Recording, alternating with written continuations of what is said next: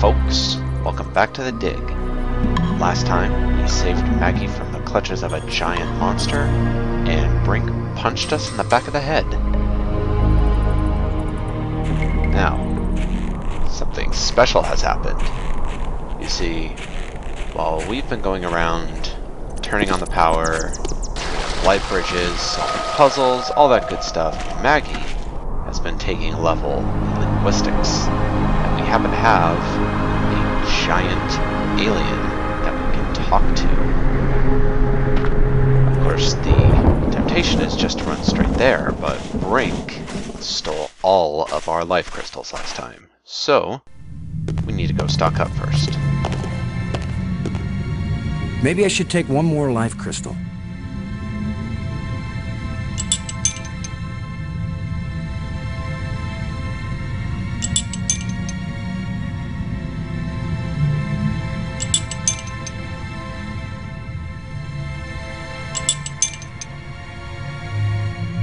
Okay, now that we've filled our pockets, it's time to go talk to the big guy.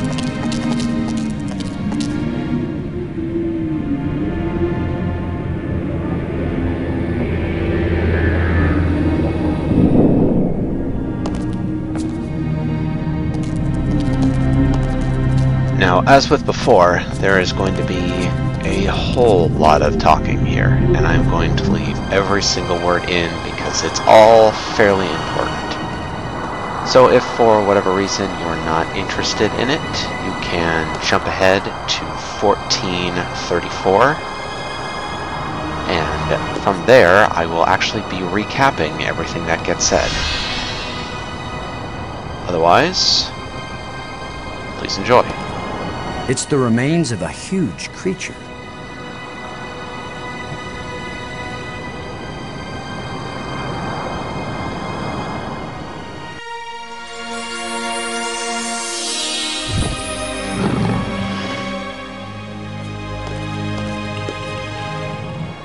Here's where my alien education either pays off, or we die.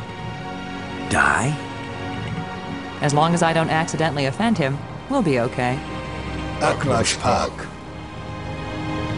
He says, open your mouth, which is their way of saying, speak.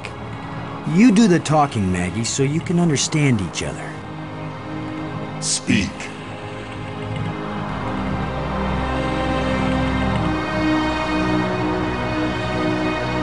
Why was your tomb so carefully hidden? So only the most persistent, the most clever, and therefore the most dangerous of visitors would find me. Why has your body been preserved so carefully?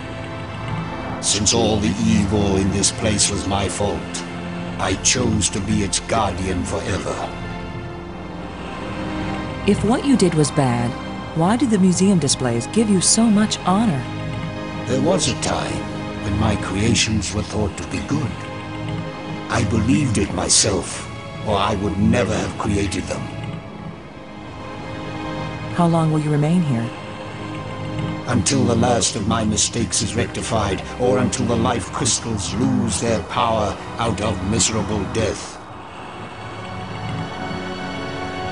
We want to go home. That is the wish of all living creatures. It is a vain wish, for there is no true home. All intelligence wanders and has no rest. The probe you sent out brought us here. We want to go back to our home planet. Another one of our terrible mistakes. We sent out those probes when we thought we had found the glorious secrets of the universe. We could not call them back. Thus, I remain here to warn all those who come in answer to an invitation we wish we had not sent. Warning us won't do any good unless we can get back home to Earth to tell other humans. There are two ways to protect your planet. One is if you return and warn them to stay away. The other is if you never return at all. Which warning do you think will be more effective? Tell us how to get back to Earth. I beg you. If my people could return from Space-Time 6 where they have gone, they would rebuild this starport. They would make a crystal ship which would take you back to your planet. But they will never find their way back home. There's water everywhere in these islands. Waterfalls, pools, and the sea all around. We love the water. But now my people live in an eternal desert, neither drinking nor thirsting. If only they could thirst again, and then drink. If only they could dive into the sea and hear the roaring of the waterfall. The creatures who live here now, did you people know of them or did they come later? Millions of years have passed since then. What once were pets or companions have followed their own evolutionary paths.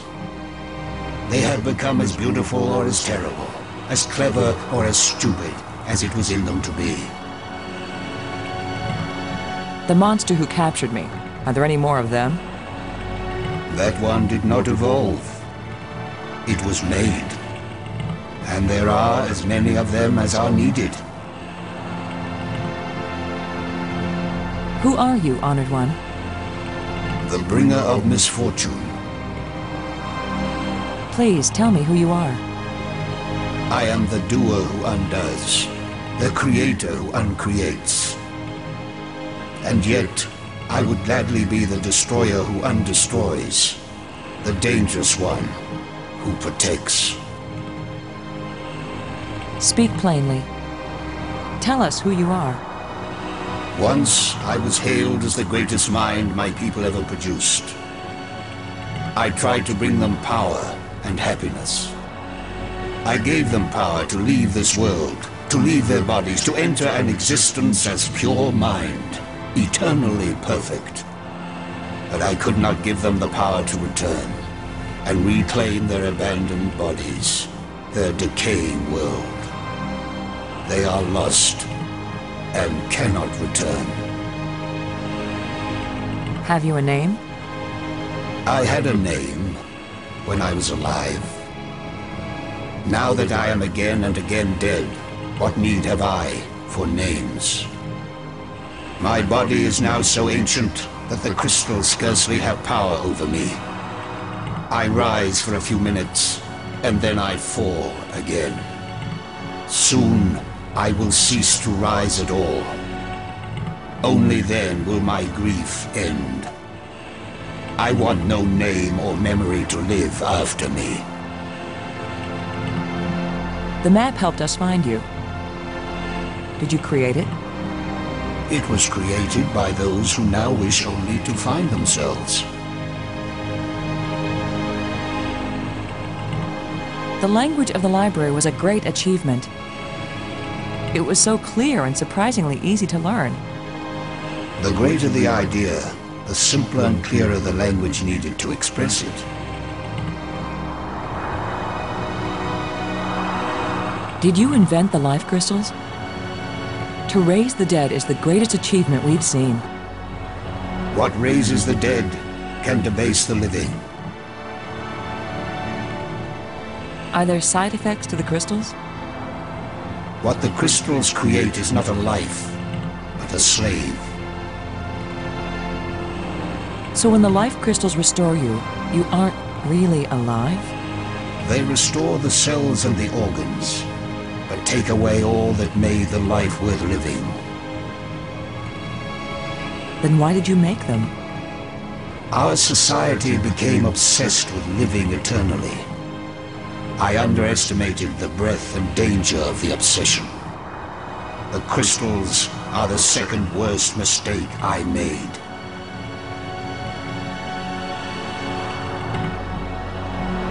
Why is this inscription in another kind of writing? I did not write it. I would not have written it. I can read it, but the meaning isn't clear. It speaks of something hidden. It was the first achievement on the road to my greatest error, the one that condemned my people. The light bridges are magnificent. We never dreamed that people could walk on light. Ah, yes.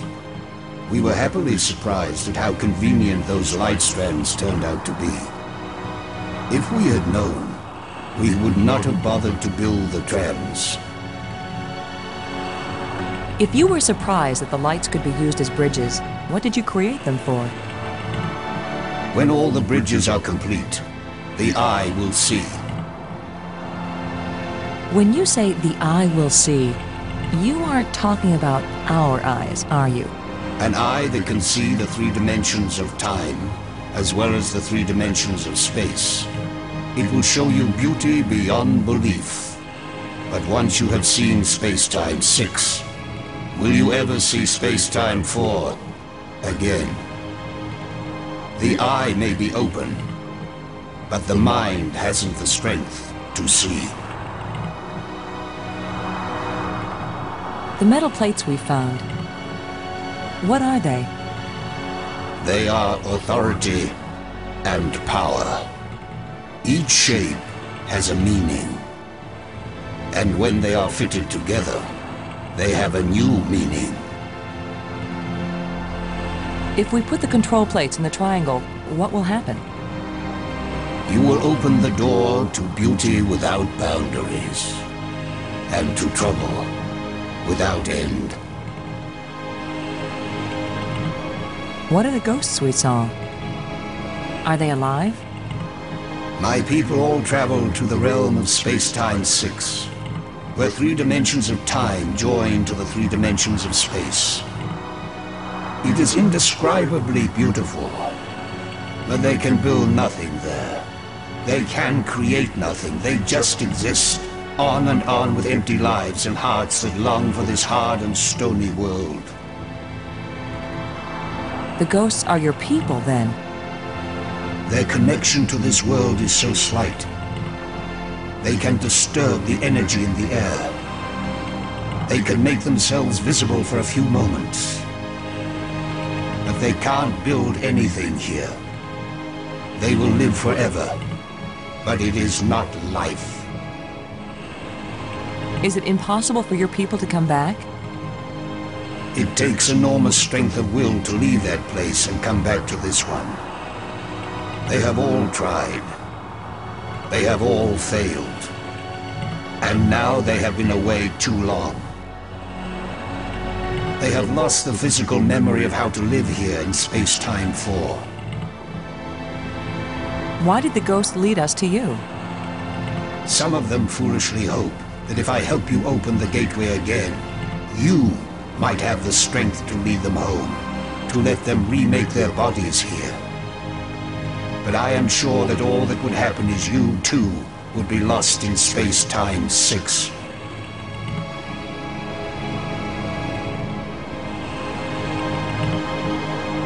Thank you for helping us. I will only have helped you when you give up your foolish plan. We're not giving up. My only consolation is that true death comes closer with each dying.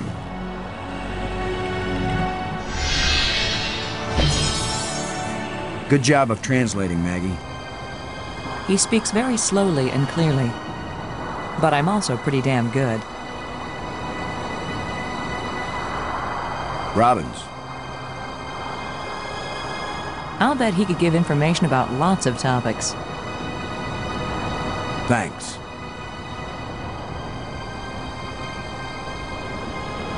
Okay, let's go over what we've learned. To start off, surprise, surprise, these aliens are super old and super advanced.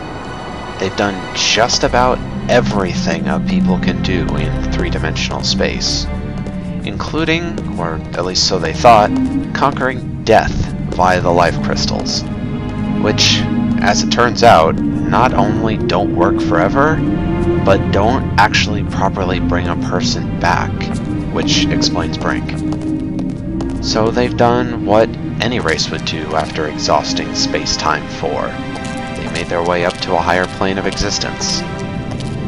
To that end, the inventor, the big alien that we just spoke to, created the Eye, which is a portal into space-time 6, a place where the 3 dimensions of space, up and down, left and right, forward and back, and the 3 dimensions of time, which are presumably forward, back, and I guess parallel timelines, all intersect.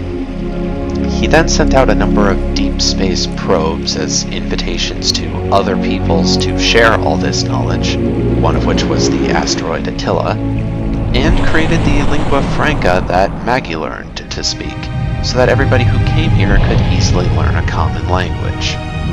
Then, everybody but the inventor journeyed into Space-Time 6, from which they have never returned.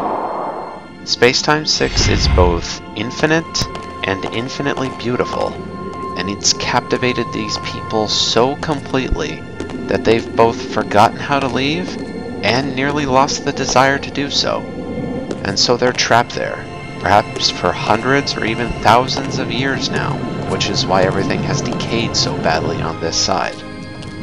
The most that they can do now is just manifest the ghosts that we've been seeing in order to guide us towards freeing them.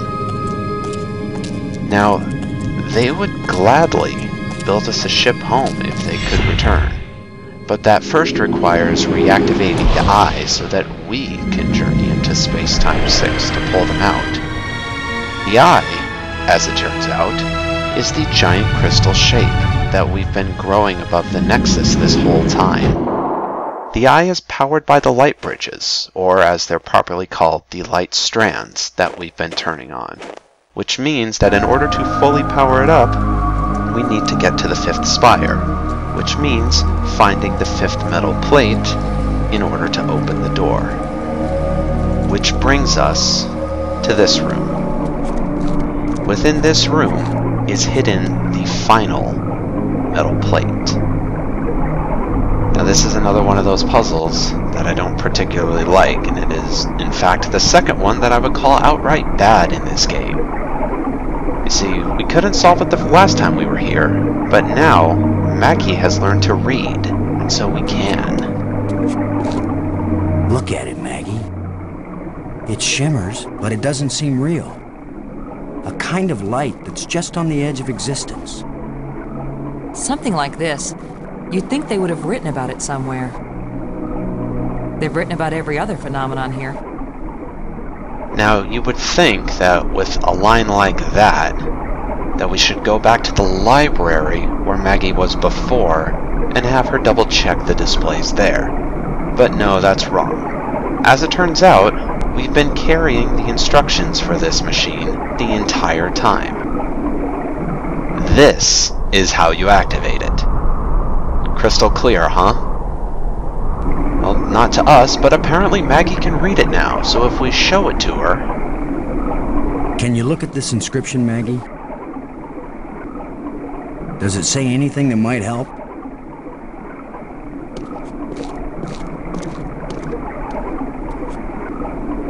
It wasn't clear to me before, but now I can see. Boston. It exactly describes that strange field of almost light. What does it say? It's a set of instructions. Now it makes perfect sense.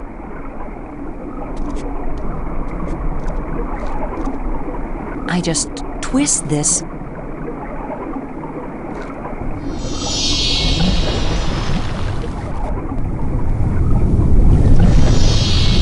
Everything's so simple when you read the directions.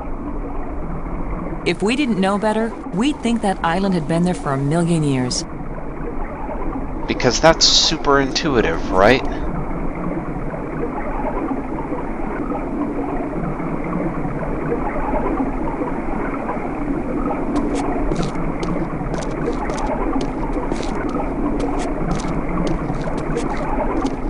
This island was brought back from another dimension.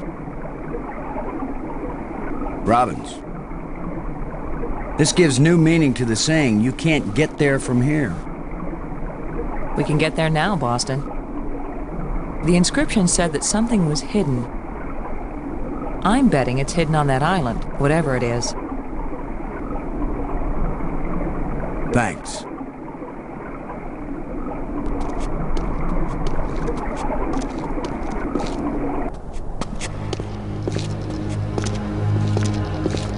What was so important that they left us exact instructions on how to get here? Maybe that metal plate over there.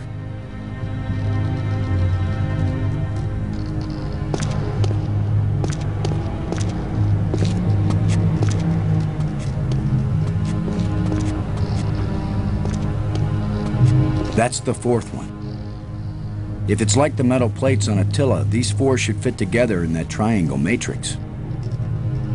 Yes, but there's no guarantee that putting them together will take us anywhere we want to go. You have the most cheerful thoughts, Ms. Robbins. If you had been abducted by a monster and then half drowned, you might be pessimistic too. But you lived, didn't you? And your hair looks terrific again. You sure know how to make a girl feel good. We'd better go find Brink again. In case these metal plates do the job. He threatened to kill me the last time I saw him. Maybe it would be safer if we leave him and send an expedition back to get him later. An armed expedition. There's no guarantee we'll ever get back. For all we know, this is a one-way trip. You're right. We can't leave him. He scares me, Boston. Worse than the monster. They're both just hungry for something. But Brink is smarter, more dangerous. We're smart too. Let's go. And with that, we have everything we need to get to the 5th spire. Next time, we'll try and convince Brink to come home with us. I'll see you then, everyone. Thank you for watching.